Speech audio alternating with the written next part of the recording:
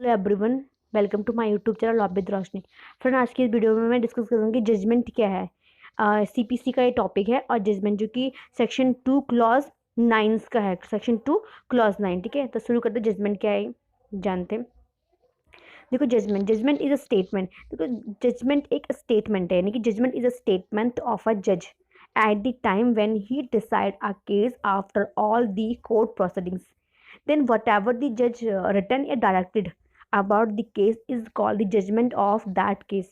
यानी कि क्या है, टोटली क्या है कि अगर कोई केस चल रहा है, उस केस के सारे हेयरिंग्स हो चुके हैं, सारी प्रोसीडिंग उसमें कंप्लीट हो गई, उसके बाद जज अपनी स्टेटमेंट उस केस के बारे में, जज जो अपना एक सारे अपने पॉइंट्स लिख रहा है, उस केस की इंपॉर्टेंट चीज़ें नोट कर रहा है, तो वो क्या है, वो कोर्ट उस केस की जजमेंट कही जाएगी, ठीक है। तो इनकी स्टेटमेंट ऑफ अ जज, जज की स्टेटमेंट एट द उस टाइम पे व्हेन डिसाइड अ केस, के डिसाइड करते समय जो लिख रहा है जज, ठीक है। After all the court proceeding, सारी क्रॉस प्रोसीडिंग के बाद, केस फाइल हुआ, उसके बाद जो जो प्रोसीडिंग होनी थी, मतलब एविडेंस वगैरह ये सब हो गया, ठीक है।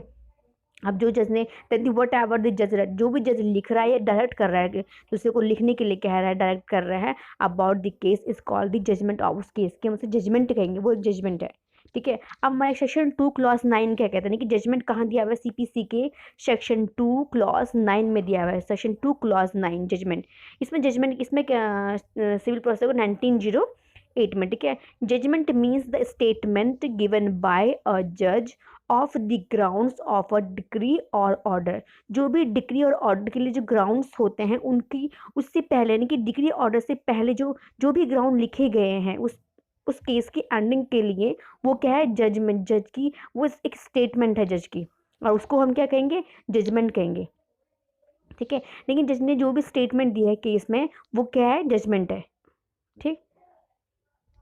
आगे बढ़ते हैं। देखो, इसके essential elements of a judgment, judgment के लिए जरूरी क्या है, एक जजमेंट जज लिख रहा है उसके लिए क्या जरूरी है। There should be a statement of for the ground of a decisions. किसी भी केस के डिसीजंस के लिए जो ग्राउंड्स होंगे उसमें वो होने चाहिए, ठीक है। Every judgment other than that of a court of small court, यानी कि जो स्मॉल कोर्ट जो लिखेगा वो उसको हम जजमेंट नहीं, कि उसके अलावा क्या होना चाहिए, उसमें should contain judgment, contain judgment में होना चाहिए, यानी कि जो स्मॉल कोर्ट की जजमेंट होगी उसमें ये चीज़ें नहीं होंगी, उसके अलावा अगर स्मॉल कोर्ट की जजमेंट नहीं है, उसके अलावा उसमें ये एक जजमेंट में ये पॉइंट होने चाहिए, concise statement of a case, पूरे केस की कंसाइज स्टेटमेंट होनी चाहिए, यानी कि पूरा उस केस का ब्रीफ उस जजमेंट में होना चाहिए, ठीक है। पॉइंट्स ऑफ डिटर्मिनेशन, क्या डिटरमाइन किया गया जिसके द्वारा, वो सारे पॉइंट्स उसमें होने चाहिए। डिसीजन, उन पॉइंट्स पर कोर्ट का खुद का क्या डिसीजन है वो उसमें होना चाहिए। रीजन फॉर सच डिसीजन, और उस डिसीजन का रीजन, यानी कि पूरा केस का एक स्टेटमेंट दिया जज ने, वो डिटर्मिनेशन के पॉइंट्स दिए, उन पे अपना डिसीजन दिया, खुद का क्या डिसीजन है, और उन डिसीजन जो कोर्ट ने, जो जज ने डिसीजन दिया ना, उस डिसीजन का भी रीजन होना चाहिए कि ऐसा क्यों है, जज ने ऐसा क्यों इसमें लिखा है। तो ये सारे इसेंशियल्स पॉइंट हैं एक जजमेंट के लिए, ठीक है, जो जजमेंट में होने चाहिए। अब देखो, जजमेंट एंड डिक्री में क्या अंतर है, ये जान लेते हैं कि जजमेंट और डिक्री में क्या डिस्टिंग्विश है। Judgment is the statement of a जज on the ground of a decree और ऑर्डर, ठीक है। मतलब डिक्री और ग्राउंड के ऑर्डर के से पहले, डिक्री आने से पहले एक जो कोर्ट ने एक अपना स्टेटमेंट दे दिया, उससे हम क्या, वो जजमेंट होगा। अ decree a statement for a decree statement of the जज इज नॉट, जबकि डिक्री के लिए कोई जज का स्टेटमेंट नहीं होता, डिक्री क्या हमें एक पेज में मिल जाती है, लेकिन जजमेंट कितने भी पेज का हो सकता है, ठीक है। और उसी मैटर में अगर डिक्री हो रही है, डिक्री आ गई है, तो वो सिर्फ एक पेज का होगी, उसमें पूरा स्टेटमेंट नहीं होता है।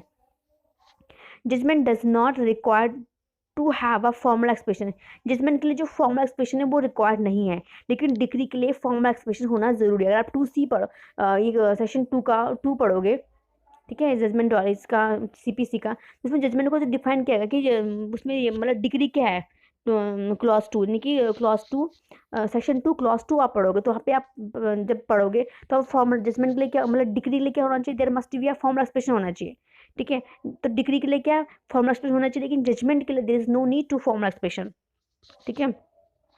The relief granted to be stated precisely in the judgment, जो भी रिलीफ ग्रांट किया गया उसका स्टेट होना चाहिए प्रिसाइसली इन द जजमेंट, वो जजमेंट में मेंशन होना चाहिए, क्या रिलीफ दिया जा रहा है और सारी चीज़ें, ठीक है। लेकिन डिग्री के लिए, degree is pass after issuing the judgment, जैसी जजमेंट हुआ उसके बाद जो है डिग्री आई। लेकिन मतलब जो जो भी जजमेंट में लिखा गया है, ठीक है, जजमेंट में लिखा गया वो बिल्कुल जरूरी नहीं कि वो सिर्फ डिग्री में होना चाहिए, नहीं। डिग्री में सिर्फ पार्टीज का नाम और जो जो जिस चीज़ के ऊपर डिग्री पास थी वही चीज़ मेंशन होगी, ठीक।